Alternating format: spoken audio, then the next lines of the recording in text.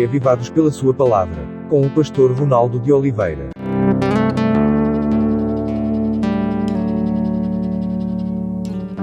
Que bom podermos abrir a Bíblia para mais um capítulo, não é? Aqui começa o programa Reavivados por Sua Palavra, da TV Novo Tempo. Aqui na telinha nós estamos todos os dias a partir das 7 da manhã, não é?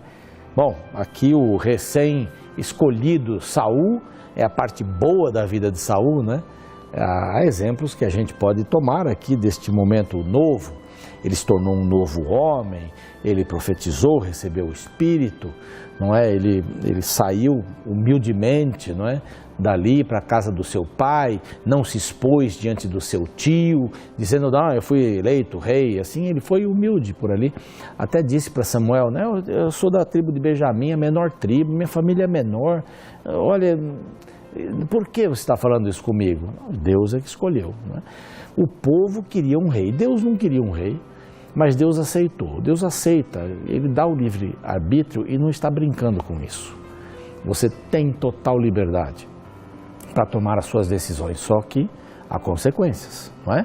Assim como os pais que amam seus filhos, não vão deixar de amá-los, pelo menos a grande maioria, né? Até há um texto da Bíblia que diz, se porventura um pai, uma mãe, né, desistir do seu filho, eu não desistirei e tal.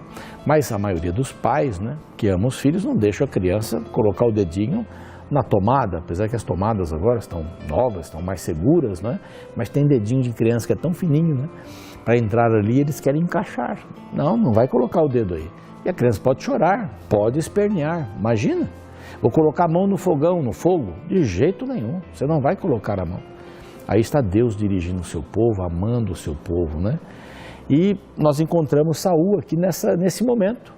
Esse momento de disposição para servir a Deus, ele não cresceu diante dessa notícia de ser rei, e agora ele está lá, ele volta para a casa do seu pai, o Quis, né, o seu pai, e está cuidando lá dos afazeres, da agricultura, da pecuária, lá dos jumentos também, que ele tinha muitos jumentos, né, foi assim que ele conheceu a Samuel, e eles tinham a promessa de Naás, amonita, que viria contra Israel e sitiou a cidade de Jabes-Gileade.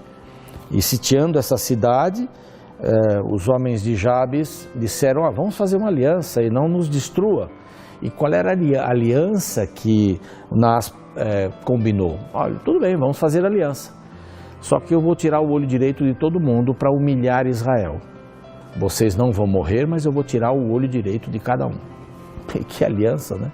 Que aliança que eles vão me servir e ainda vão ficar sem o olho direito. Então, o grupo de Jabes disse assim, nos dê aí uns 7 dias para a gente poder pedir auxílio a Israel. Se tiver um grupo, uma tribo que esteja disposta a nos defender, a lutar por nós, então nós iremos lutar. Se não, nós nos renderemos e aí vocês poderão furar o nosso olho direito, né? Isso dá até arrepio só em pensar. Se não tiver ninguém que nos livre, então vamos fazer esse pacto. Bom, verso 5 diz que Saul voltava do campo atrás dos bois, agora atrás dos bois, né? Estava atrás dos jumentos, agora dos bois, e perguntou, por que o povo está chorando? Porque eles lá de Jabes mandaram enviados, né? Enviaram pessoas para contar isso. Vocês querem nos ajudar? Querem nos apoiar? Afinal de contas somos um povo. E diante de Naás nós precisamos ter alguém. E quando Saul soube disso, que voltava do campo, o verso 6 diz assim, o Espírito de Deus se apossou de Saul. Isso é maravilhoso. É um momento importante na vida de Saul. Ele perdeu esse momento mais para frente, mas ele viveu intensamente com o Senhor no início do seu reinado, né? Embora não fosse a vontade de Deus que Israel tivesse um rei. Mas se esse rei se submetesse a Deus, então ele ia levar o povo de Israel também a Deus. E Deus continuaria sendo o rei de todos, do rei e do povo. Não era simples assim, é complicado, mas é simples também, né? Bom, o Espírito de Deus se apossou dele. Lembra-se, o Espírito de Deus se apossou de Sansão e ele tinha força. A força não era do cabelo de Sansão, a força era de Deus. o Espírito de Deus tomava posse, não é? E Ele pode tomar posse também da gente, do coração, nos dar coragem, nos dar ímpeto, nos dar um senso empreendedor para espalhar o Evangelho e para viver também. Então o Espírito se apossou de Saul quando ele ouviu essas palavras, acendeu a ira dele contra esses povos que já tinham sitiado a Jabes ali, e ele pegou os bois que eram dele, cortou os bois e mandou um pedaço para cada tribo. E convocou-os, olha o rei aqui agindo, né? Convocou-os para que pudessem ir contra Naás e proteger Jabes. Ele conseguiu levar 300 mil de homens, 300 mil dos homens de Judá, 30 mil. De todo Israel, 300 mil, mais Judá. Você percebe a separação. Quem escreve já estava vivendo num momento em que o reino do norte se separou do reino do sul. Então dá essas duas informações, 330 mil homens, e mandou a notícia: amanhã, quando o sol aparecer, aquentar o sol, sereis socorridos. Então podem levar essa notícia que nós vamos lá e vamos socorrê-los. E disse então os amonitas, né? Amanhã, disseram então os de Jabes para os amonitas, disseram: olha, amanhã então nós vamos nos entregar. Eles não disseram que Saul estava vindo. Amanhã nós vamos nos entregar, então vocês aguardem até amanhã. E eles ficaram tranquilos: bom, amanhã vamos ter que furar o olho de todo mundo. E deram uma relaxada.